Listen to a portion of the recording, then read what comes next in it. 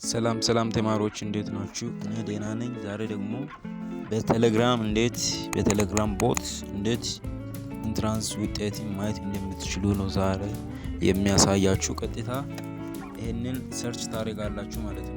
EAS ብላችሁ ሰርች ካደረጋችሁ በኋላ እንደዚህ ብላችሁ ሰርች ካደረጋችሁ በኋላ ይመጣላችኋል ማለት ነው።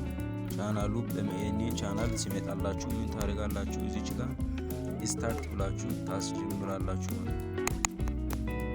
ስታርት ካላችሁ በኋላ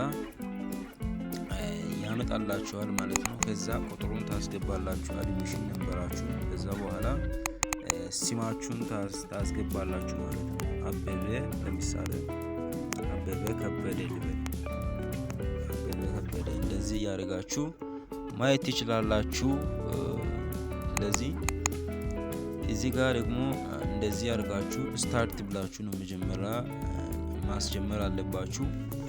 ኮሜንት ላይ በእንዴት ዌብሳይት ላይ ማየት እንደሚችሉ አሳያችኋለሁ ማለት ነው። ደህና ቆዩ።